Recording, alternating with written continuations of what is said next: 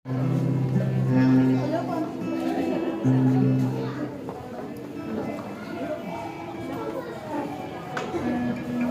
mapalad, sapagkat sa panawagan ng Diyos, kayo'y tumugon sa araw na ito. Sapagkat tatanggapin ninyo ang mga regalo ng Diyos na ipagkakaloob sa inyong lahat. Kaya nawa, patuloy kayo na patuloy sa pakikinig ng salita ng Diyos.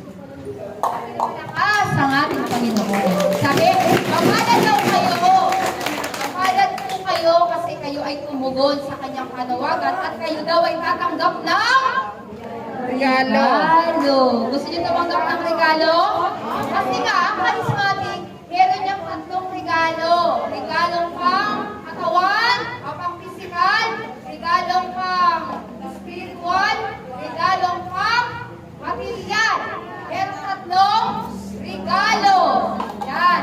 Sino na narigolohan ng bahay? Wala pa. Kotse? Wala pa. O sige, dilos na lang. Pinakamadali. Yan. Regalo yan pang katawan, pang physical, regalong material. Eh yung likas na regalo, itaas yung kamay na merong pinakamagandang ilong. Yun lang, nakakalungkot.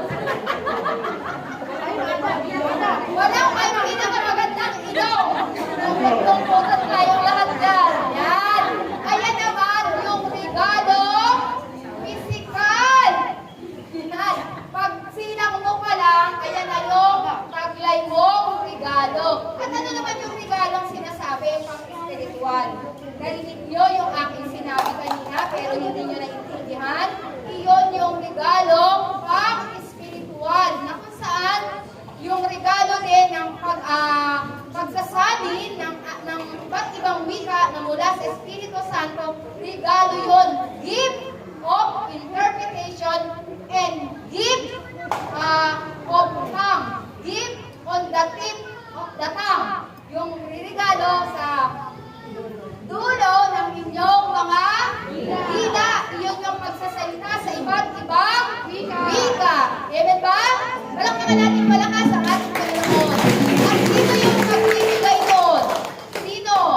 Ang Espiritu Santo na siyang kapangyarihan ni Amang Yahweh. Yan. Katulad ng mga alagad.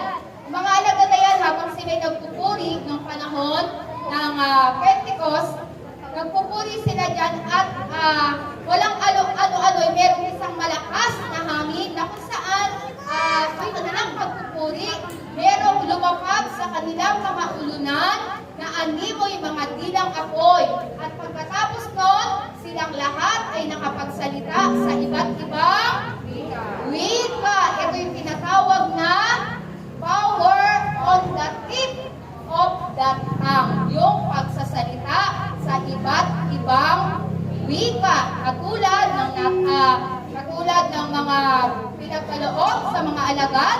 Kasi nga, mga alagad, sabi nga doon ang sumasampalataya ay tatanggap ng tanda ng kapangyarihan. Silang lahat ay magpapalayas ng demonyo at magsasalita sa iba't ibang mga wika. Kailangan pala pag tayo nagpapalaya sa iba't ibang mga wika, merong pagsasalita sa iba't ibang wika. E paano nga kung wala pa kayo? Diba? Kaya ito yung layunin ng seminar na ito, na kayo sa pagdating ng panahon, mabago din ang inyong pananalita. Gusto nyo ba? Amen. Kapag meron kayo niyan, makakagawa. Sabi nga ang ating mga dila ay kaya daw gumawa ng himala. Sabihin nyo nga, gaganda ko. O, ayan. Pag sinabi nyo, mangyayari. Amen ba? Pupogi ka. Wala ko kontra. Ikaw, kontra. Amen ba? Gagaling ako. Sabihin nyo, gagaling ako. Sino yung gusto gumaling? Sino yung gusto yumaman? Ay, grabe talaga pag sinabi mo gusto yumaman, lahat gusto yumaman. Siyempre, di ba? Gagaling ako. Yan, kapag may kapangyarihan na yung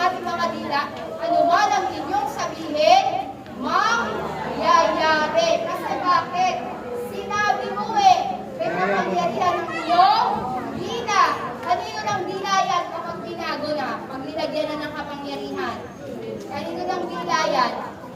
Dila na yan ng Espiritu Santo. Palakpakan natin ng malakas. Yan tayo mga kapatid kung paano ipinagkaloob sa mga alagad, ipinagkaloob sa amin, kayo din matatanggap nyo yan. Amen ba? Kaya mamaya, pag ipinanalangin kayo mga kapatid, mamaya po i-lay hands kayo.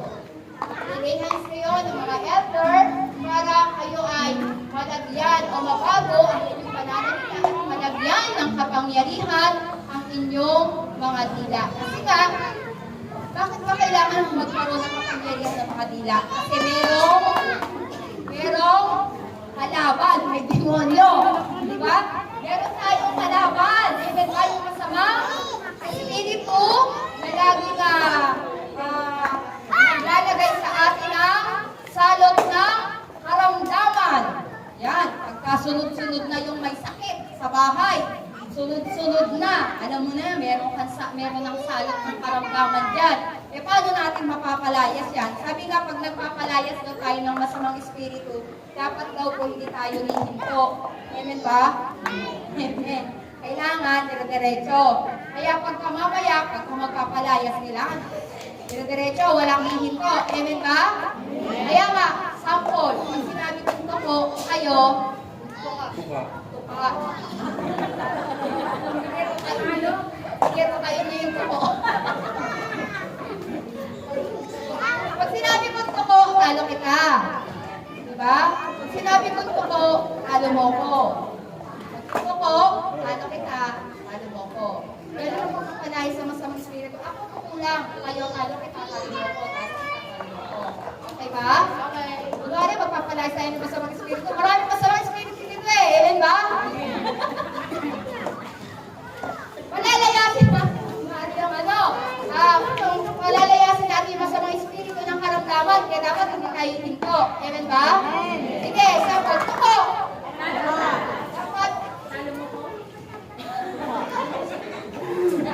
sabihin nyo, talo kita. Ay, dito, mga candidate, talo kita. Talo mo ako. Talo kita. Talo kita. Talo mo ako. Okay? Ako tuko ha? Okay, tuko! Tuko! Ayan, ganyan dapat ha. Walang ihinto. Guminto. Sabi nila, talo daw kayo pag minto kayo. Ayan ha? Game, tuko! Tuko! Tuko! Talo mo ako!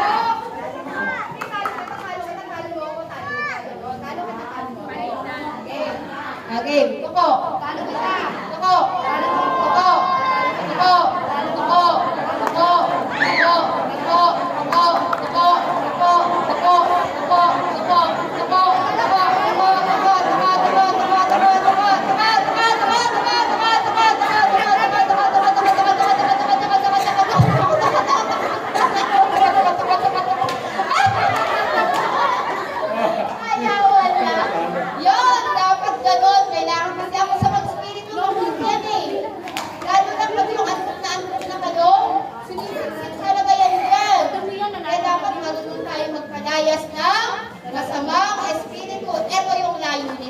Seminar mga kapatid.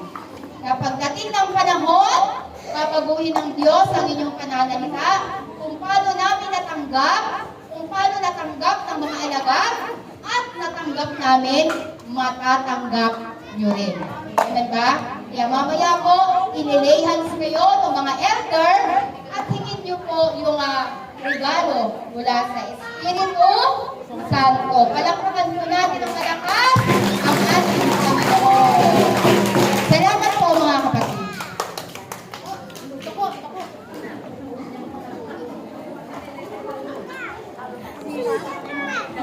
Ay, mic pala. Sorry naman. Kala ko akin na yan.